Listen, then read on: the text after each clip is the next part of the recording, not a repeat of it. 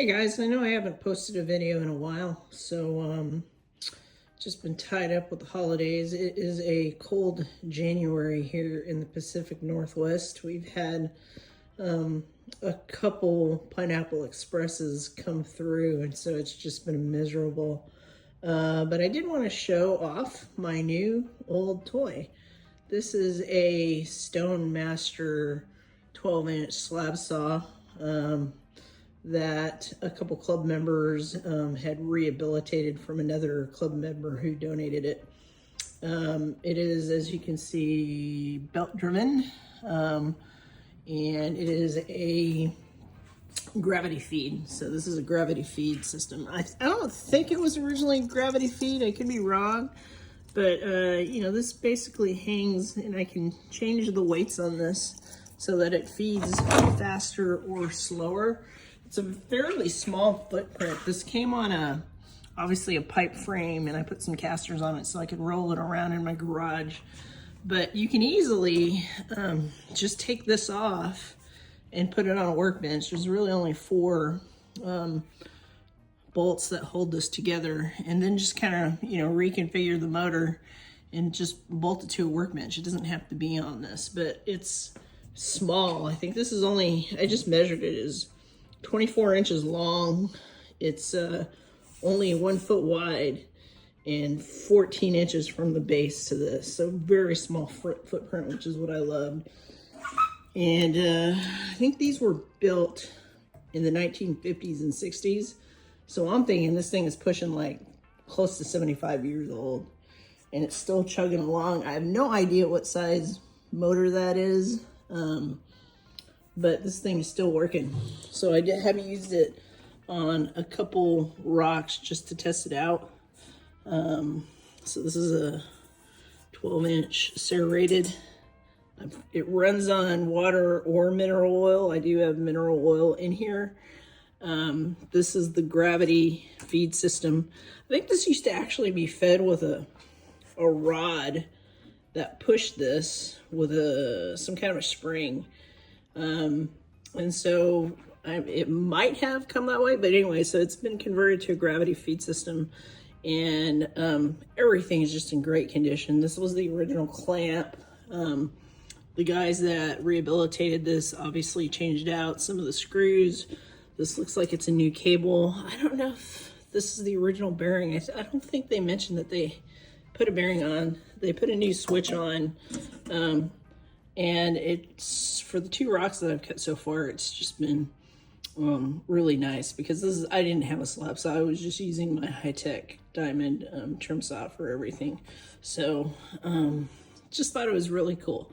Like I said, that it's a small footprint slab saw. So this allows me to cut anything that is maybe up to about 5.5 inches.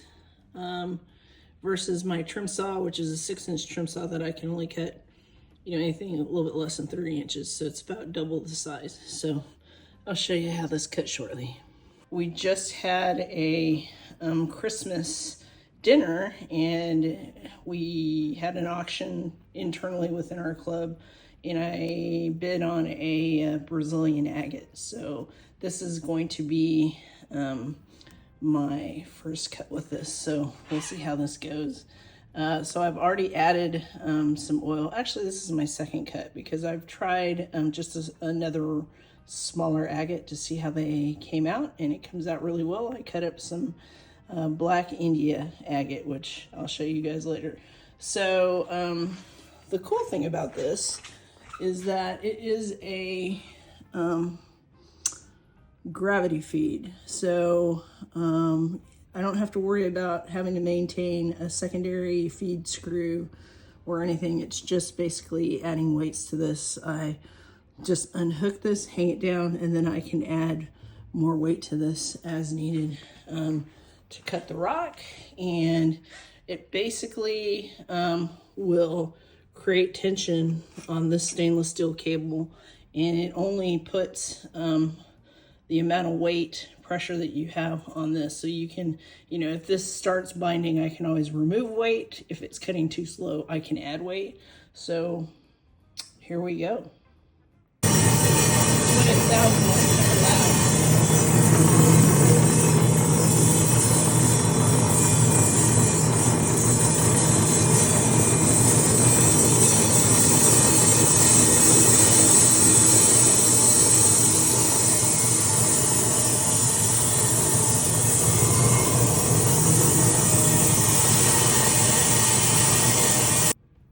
right, so I'm just checking at it for a couple minutes to make sure that it's not wobbling, and it's not. So I'm going to restart it.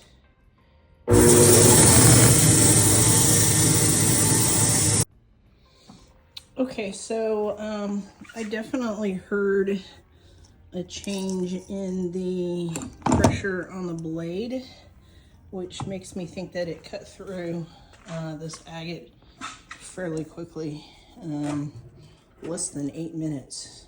And woo, okay, so here is the first cut. Wow. Wow.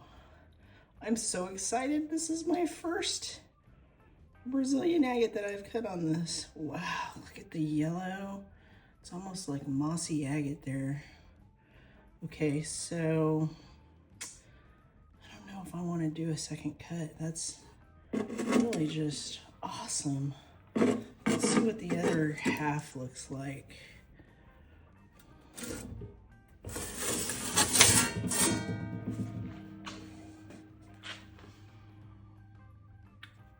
Wow.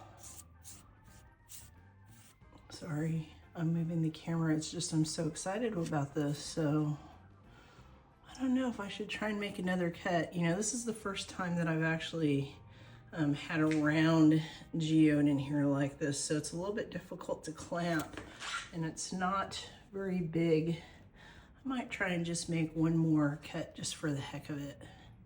Okay, see you guys in a little bit.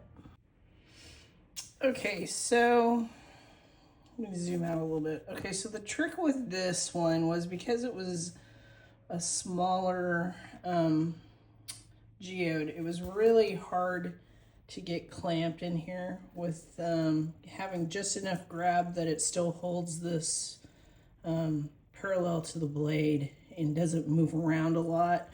So the brothers, actually one of them 3D prints just like I do, and he gave me this cool gauge that creates a 1/4 inch slab. So I thought that was pretty cool, very helpful. So usually you can just move the Z-axis and basically line up your next slab where it's 1/4 inch against this measurement gauge. But I couldn't do that because this is such a small rock, and the cutting table, the clamp, is so close to the blade that I couldn't move it in any further than what it was. So I manually unscrewed this, loosened it, moved the rock to where it looks somewhat flush to this. And I'm thinking that is going to be tight enough to hopefully not move for this. So, oh, once again, that's just beautiful, beautiful. And actually, I'll just talk a little bit about, you know, orientation. So the only reason that I cut it in this direction was because it had a knot here. See, so it's almost like it was an air bubble. You know, you always kind of have to guess which direction these form. And this one had just this little hole, this knot, this indentation that kind of made me think this was the top of it as it was forming, and maybe that was a gas bubble. So I thought, okay, well, if it's forming that way, I wanted to cut it this direction and hopefully get some nice cross-sectional views of what's inside of the agate, and it just came out beautifully. So I don't know, I hope I don't screw this up with just one more slice. I think I'll just do one middle slice. It would be cool just to have halves like this, but I don't know. So, you know, I'm just so excited to use my saw. I'm just gonna go ahead and make one more slab cut. Okay, let's try this out. Okay, just checking quickly to see if it looks like it's square and not cracking, and I think it looks okay. Okay, here we go.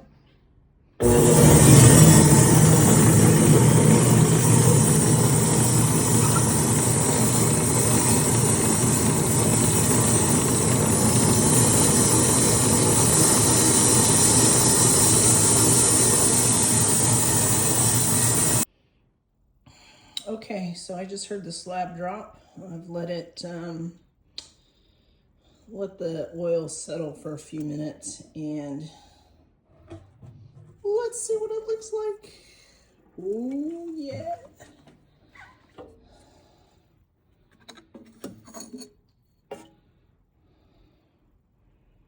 Oh, check that out. The yellow is becoming more prominent. So I guess I didn't have it lined up exactly right. This side is a little thinner than this side. My bad. Yeah, I'm new at this. Let's see what this looks like.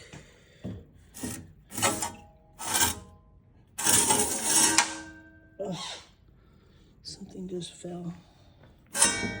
Oh, it's starting to crack maybe down here at the bottom. Maybe not.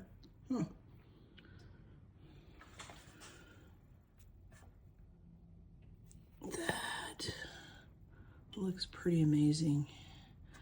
I think I'm probably gonna stop right there. It looks like there's a tiny, tiny little pocket there, right? Pretty neat. All right, so there you have it. This Stone Master 12-inch saw, rehabbed by the Cornell brothers. Awesome. I'm so grateful to my rock group for everything I'm learning so far, and different pieces of equipment that I'm learning how to use, different rocks that I'm learning to process and even identify. So it's been amazing, an amazing group so far. That's all I can say is if you have a rock club near you and you have an interest in rocks, feel free to join it. You never know what could happen, what you might learn, opportunities you might get. So that is my new old Stone Master 12-inch saw, rehabbed by the Cornell brothers, donated by another member, Charlie, in our group. So grateful. Hope you guys enjoyed that. I hope to have some more video of other cuts as I learn my new saw. Thanks.